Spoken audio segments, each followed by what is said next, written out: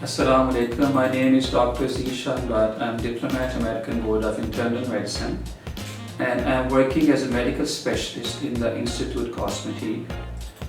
We are going to talk about dengue today. As you know already that आजकल especially Lahore के अंदर dengue बहुत तेज़ी के साथ फैल रहा हुआ है, बहुत सारे लोग sick हो रहे हैं.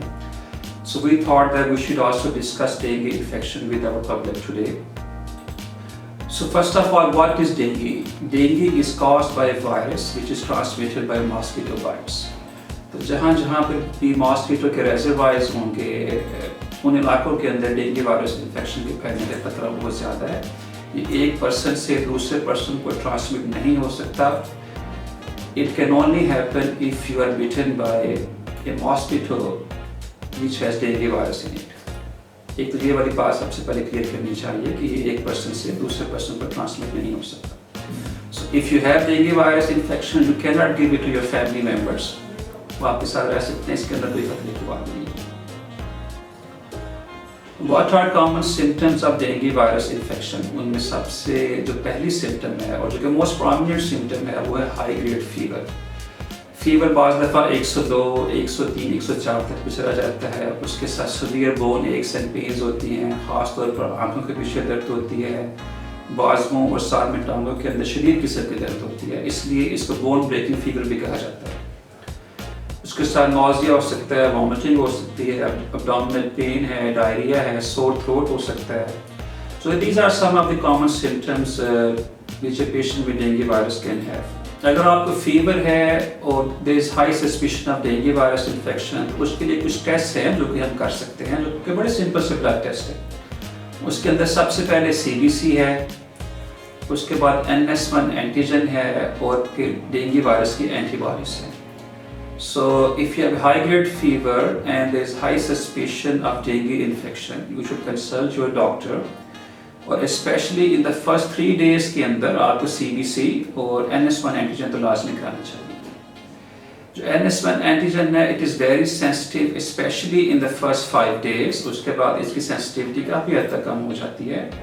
तो इसलिए ये वाली कोशिश करें कि एटलीस्ट CBC और NS1 antigen first 3 to 5 days के अंदर आप करवा लें if you have high grade fever and if your doctor is suspecting dengue virus infection.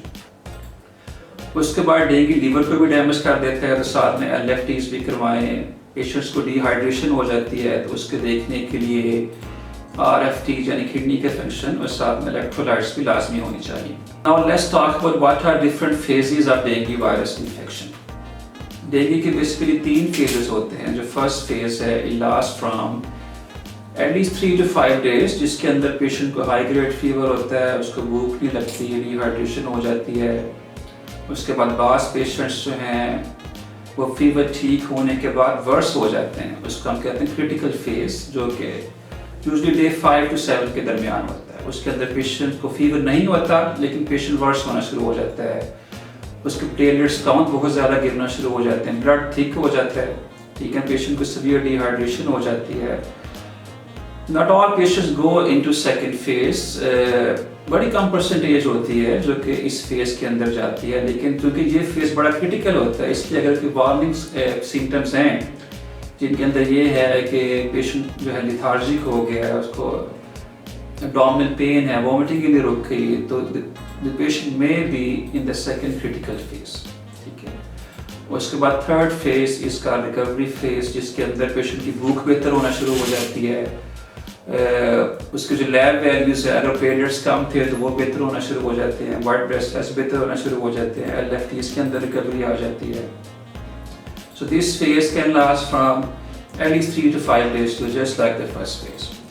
लेकिन इसमें ये वाली बात जो है ज़हन नशीन रखनी चाहिए कि dengue virus can cause fatigue and weakness even for weeks after a patient has fully recovered from dengue infection. Weakness, fatigue, lethargy जो है काफ़ी weeks तक बाद में रह सकते. Now let's talk about how do we manage dengue virus infection and can it be managed at home or not. अगर patient को माइल्ड से सिम्टम है, उसका फीवर बेहतर हो रहा है, उसको इतना ज़्यादा डिहाइड्रेशन नहीं है, पेशेंट खा पी रहा है, वॉमिटिंग भी नहीं है, एब्डोमिनल पेन भी इतनी खास नहीं है, तो those patients can be managed at home with conservative management and with oral rehydration.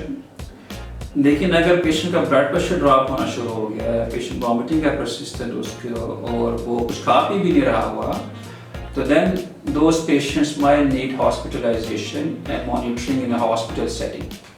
Do we have any vaccine for dengue virus? अभी तक ऐसी कोई FDA approved वैक्सीन नहीं है कि जिसके लिए कि जो कि हम डेंगू वायरस में इस्तेमाल कर सकें। How do we prevent dengue virus infection? जैसा कि आप जानते हैं कि एक मॉस्किटो बॉर्न डिजीज है, तो अगर हम मॉस्किटो के रेजरवायर्स को खत्म कर देंगे तो फिर डेंगू वायरस से प्रिवेंशन हो सकती है। ख़ास तौर पर शाम में, रात को सोते वक्त और ठीक अर्ली मॉर्निंग फुल स्लीव्स पहने, और जो भी रेजरवायर्स अगर आपके घर में हैं या आपके मोहल्ले में हैं तो उनके ऊपर स्प्रे कराएं और उन जो डेंगू वायरस के रेजरवायर्स हैं उनको ज़ाया करवाएं, जिससे डेंगू से प्रिवेंट किया जा सकता है। I am also available for home visits for dengue and I can be the primary care doctor during the whole course of dengue treatment. If you have any questions or if you want an appointment, you can always contact Institute Cosmetique and we will be happy to assist you.